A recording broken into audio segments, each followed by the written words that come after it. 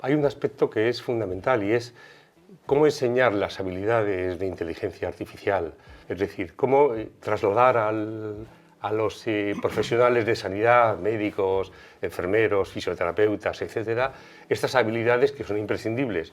Cómo usar la inteligencia artificial para enseñar a los médicos jóvenes que están en las escuelas de medicina. Probablemente hay decisiones determinadas que van a ser supervisadas o no, van a ser tomadas por inteligencia artificial.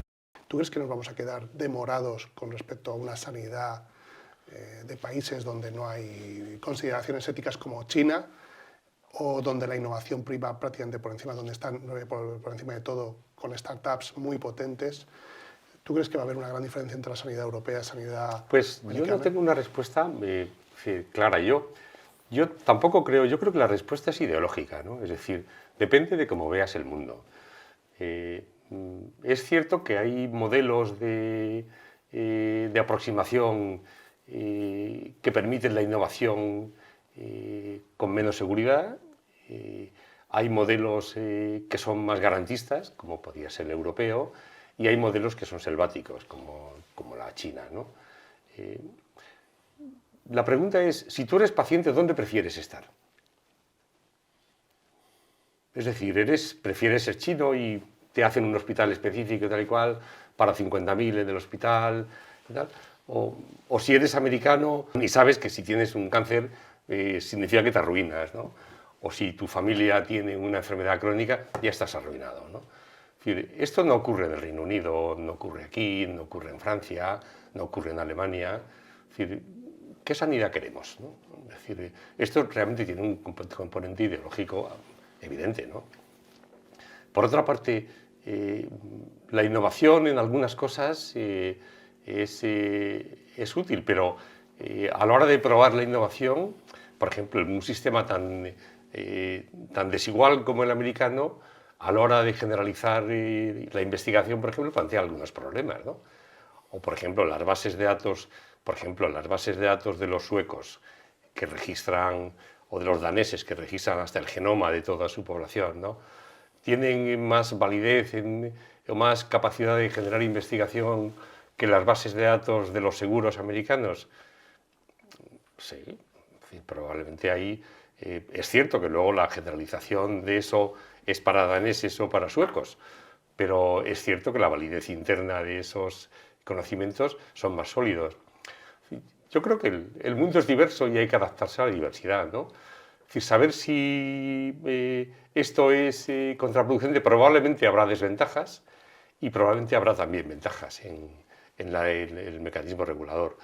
Yo creo que también depende de cómo sean de avanzadas las sociedades. Es decir, una sociedad avanzada permite que tus datos sean utilizados de manera desregulada, tus datos genéticos, los de tu familia, permiten que en función de tus datos genéticos tú tengas un trabajo o te lo nieguen desde el principio, no entres ni siquiera a formar parte, que eso ocurra con tu hijo y que no sea admitido en un colegio y dices, oye, no, este niño se va a poner enfermo muchas veces, o este niño no, o le hemos hecho un test de inteligencia y no es suficientemente listo, ¿no? Es decir, a lo mejor a los 6 años, pero chico, espérate, que a lo mejor a los 9 cambia, ¿no? Es decir, yo creo que hay que decidir qué sociedad queremos, ¿no? Y no son decisiones sencillas, y no son decisiones tampoco tecnológicas, ni son decisiones de un líder político iluminado que decía, no, nosotros creemos en hacer América grande otra vez, ¿no? Yo creo que no, que es un tema que necesita debates sociales, ¿no? Me parece un tema francamente ideológico, ¿no? Juan, estamos llegando al final de este podcast interesantísimo, estaríamos horas escuchándote, pero yo quería que aprovecháramos esta última cuestión para todas aquellas cuestiones que se han quedado en el tintero o que a ti te gustaría remarcar, de lo que a ti te apetezca, desde CASP, desde inteligencia artificial, desde el trabajo que estáis haciendo tú y tus compañeros. Me gustaría que acabaras este podcast con un par de ideas que te gustaría lanzar y que yo no he sabido preguntarte o no hemos tenido tiempo de preguntarte y que sería bueno que supiera la audiencia. Yo no sé si tú quieres destacar algunas cuestiones. Bueno, yo creo que pensando sobre todo en el futuro, ¿no? probablemente un futuro que a plazo medio pues yo ya no veré, ¿no? Pero del futuro a los próximos 10 años, yo creo que además de esto que comentábamos, de que hay que ser durante un tiempo centauros, es decir, saber utilizar lo mejor de las dos cosas, yo creo que es claro que la inteligencia artificial ahora es una herramienta de acceso limitado, pero dentro de muy poco será una herramienta ubicua, lo tendremos en todos sitios, en todos los ordenadores, en todas las empresas, etcétera, ¿no? Esto va a generar una cierta democratización de la inteligencia artificial, pero al mismo tiempo va a generar una cierta desigualdad, es decir, va a haber gente que sepa mucho y se maneje muy bien, gente que no sepa nada y se maneje muy mal, empresas que se manejen muy bien y empresas que se manejen muy mal, hospitales o sistemas de salud que se manejen muy bien y se manejen muy mal. Es decir, esto va a generar inevitablemente una tremenda desigualdad que las autoridades deberían plantearse e intentar corregir, ¿no?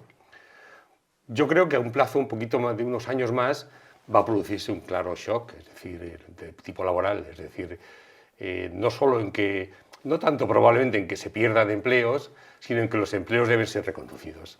Es decir, se necesitarán otras habilidades distintas para ejercitar ese empleo en este contexto nuevo, ¿no? Y yo creo que hombre, las poblaciones nuestras envejecen mucho, cada vez la necesidad de cuidados va a aumentar, es decir, yo no percibo como un horror, como un peligro la pérdida de puestos de trabajo. Yo creo que lo que sí hay que hacer es, como decíamos otra vez, ser flexible, es decir, hay que flexibilizar porque los perfiles de los trabajos van a ser distintos. Vamos a tener otros instrumentos y otras necesidades sociales. Por tanto, yo creo que, bueno, que hay que adaptarse a eso. Yo creo que también va a producirse una hiperpersonalización. Es decir, está ocurriendo ya a nivel general, pero con la inteligencia artificial va a ocurrir. Es decir, que van a adecuarlo a tu gusto, a tu oportunidad, un poco a medida, a customizar, que dicen. Esto va a ser posible hacerlo también con la medicina. Y ya ¿te acuerdas que a este hombre no le sentaba bien, no sé qué? Nos lo va a decir la inteligencia. Pero además es que los sistemas de predicción van a ser capaces de predecir los efectos de fármacos determinados en personas o intervenciones determinadas en personas determinadas. Es decir, van a ser un poco capaces de hacer esa medicina medida que decía Obama hace unos años, ¿no? Esa medicina de precisión, ¿no? Personalizada, tal vez. Sí, es decir, personalizada en el sentido de que es para esa persona, porque también se utiliza el personalizada en el sentido de que no es del sistema de salud, es de persona a persona. No, es decir, de precisión significa que hemos hecho el mejor tratamiento para este paciente concreto. Es decir, no que seamos buenos chicos que eso también lo somos en los hospitales, claro, buenos chicos, ¿no? Yo creo que esa personalización, la inteligencia artificial nos va a ayudar por los modelos de predicción, por los nuevos estudios de pronóstico que sabemos hacer, ¿no? Yo creo que probablemente la inteligencia artificial conversacional, los chatbots recientes, van a mejorar mucho y van a ser complementados, usados en modo centauro, probablemente van a ayudar también, ¿no? Los muy optimistas, todo esto va a generar un cambio y ese cambio pues, va a tener perdedores que hay que regular, que esas pérdidas sean enjugables, es decir, sean reconvertibles a otras cosas, ¿no? Y los muy optimistas piensan que en realidad el desarrollo de la inteligencia artificial nos va a colocar en una especie de singularidad tecnológica que va a permitir la confluencia de otras tecnologías como la genómica, la proteómica, tecnologías cuánticas, etc. Eso forma parte del optimismo que probablemente yo no veré ya, ¿no? Pero que yo prefiero pensar que las cosas van a ir bien, ¿no? Aunque yo creo que hay que evaluar con seriedad todos estos pasos, ¿no? En realidad hay que ser científico evaluándolo. Y en ciencia el escepticismo es muy valioso, es decir, hay que ser audaz y ilusionado en la construcción de hipótesis, pero escéptico en la puesta a prueba de esas hipótesis. Es decir, del científico que diseña los estudios a favor de tu hipótesis, de su hipótesis, ¿te fiarías? No. te fías del que es escéptico y diseña los estudios para que a ver si la hipótesis de verdad es capaz de saltar esos problemas, ¿no? Es decir, yo creo que todo esto es lo que parece que viene en el futuro y que yo pues terminaría de nuevo con los neandertales. Somos personas que ayudamos a otras personas. Hagámoslos de la mejor manera, y la mejor manera va cambiando porque el tiempo va cambiando, ¿no? Yo creo que este sería un poco el mensaje final. Yo creo que los clínicos somos una especie capaz de adaptarnos a todo. Yo tengo ya más de 40 años de clínica y hemos pasado pues tropecientas revoluciones. Nos adaptamos a todo, yo creo.